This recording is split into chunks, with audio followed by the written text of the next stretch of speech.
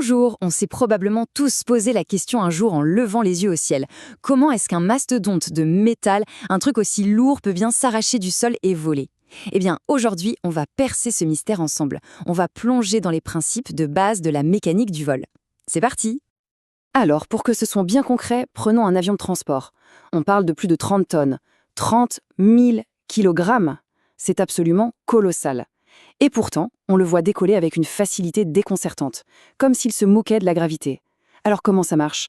Le secret, en fait, il n'est pas tant dans l'avion lui-même que dans ce qui l'entoure.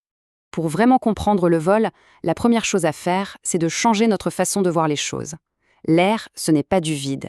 Il faut s'imaginer que nous vivons au fond d'un immense océan invisible. En physique, on dit que l'air est un fluide. Et ça, c'est la toute première clé du mystère. Un fluide, qu'est-ce que ça veut dire? Eh bien, c'est tout simplement une matière qui peut s'écouler. L'eau en est un, bien sûr, mais l'air aussi. Et cette idée est fondamentale, parce que si l'air est un fluide, ça veut dire qu'on peut agir dessus. On peut le pousser, le dévier, jouer avec. L'avion ne fait pas que traverser l'air, il interagit constamment avec lui. Allez, essayons de visualiser ça. Il faut vraiment s'imaginer que l'air a une consistance, une matérialité, presque comme de l'eau très légère.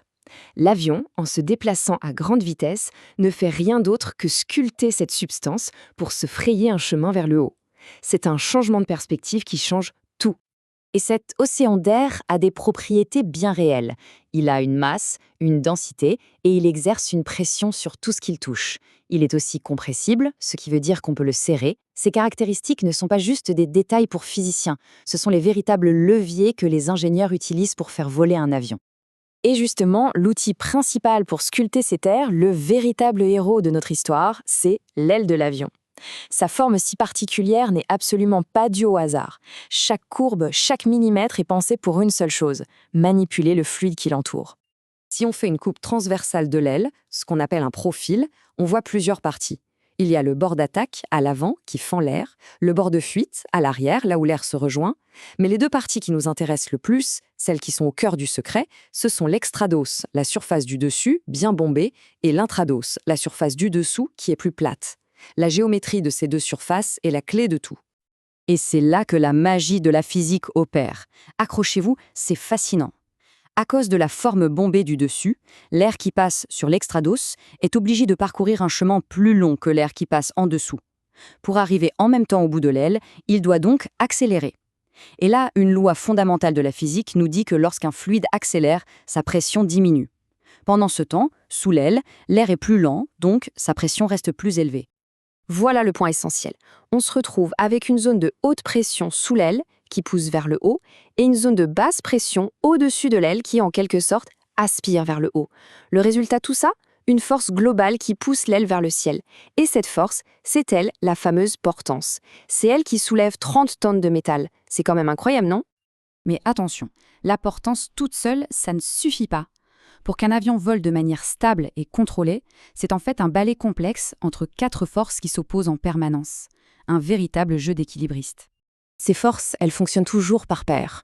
Sur l'axe vertical, on a la portance qui tire l'avion vers le haut et son ennemi juré, le poids, qui l'attire inexorablement vers le sol. Et sur l'axe horizontal, il y a la traction des moteurs qui pousse l'avion vers l'avant et la traînée, la résistance de l'air qui le freine. Et ça illustre parfaitement ce qui se passe quand un avion est en vol de croisière, à altitude et vitesse constante. C'est le moment de grâce, où tout ce petit monde trouve son équilibre parfait. Les 4 forces s'annulent les unes les autres, la portance est exactement égale au poids, et la traction compense parfaitement la traînée. L'avion est en harmonie. Bon, maintenant qu'on a bien compris les bases, allons un peu plus loin. On va pousser les manettes. Parce que dès qu'on augmente la vitesse, et surtout quand on s'approche de la vitesse du son, les règles du jeu changent radicalement. Et les ailes doivent s'adapter. Le seuil critique, la grande frontière, c'est machin. La vitesse du son. En s'approchant de cette vitesse, on crée des ondes de choc, des phénomènes aérodynamiques extrêmes. C'est un véritable mur invisible qu'il faut franchir. Et pour ça, il a fallu inventer des ailes complètement différentes. Pour les vitesses tranquilles, bien en dessous de Mach 1, ce qu'on appelle le vol subsonique, pas besoin de chercher midi à 14 heures. Une aile bien droite, rectangulaire, c'est simple, efficace et ça fait parfaitement le travail. On en voit sur beaucoup de petits avions de tourisme. Maintenant, on accélère, on entre dans la zone transsonique, juste avant et juste après la vitesse du son. Là, l'aile droite ne fonctionne plus. La solution, c'est de la balayer vers l'arrière. C'est l'aile en flèche. C'est le design qu'on voit sur absolument tous les avions de ligne modernes, car il permet de retarder les effets néfastes des ondes de choc. Et si on veut carrément pulvériser le mur du son et voler beaucoup plus vite que lui? Pour le vol supersonique, il faut une forme encore plus radicale, l'aile delta. Cette forme triangulaire est la reine des hautes vitesses. Elle gère les ondes de choc avec brio. C'était la signature du Concorde et on la retrouve sur de nombreux avions de chasse. Et puis, il y a le summum de l'adaptation, une pure merveille d'ingénierie. Les ailes à géométrie variable. Là, c'est carrément l'aile qui change de forme en plein vol. Imaginez, au décollage, les ailes sont bien droites pour un maximum de portance. Et une fois en l'air, hop, elles se replient vers l'arrière pour fendre l'air à des vitesses supersoniques. C'est le meilleur de tous les mondes. On le voit bien, finalement, le vol, ce n'est pas une lutte contre l'air, c'est une danse avec lui. Chaque forme d'aile est une réponse ingénieuse à un défi de vitesse. Et ça nous amène à une dernière question. Une question pour l'avenir. Alors que l'aviation cherche à être plus durable, plus silencieuse, plus efficace, quelle sera la prochaine évolution?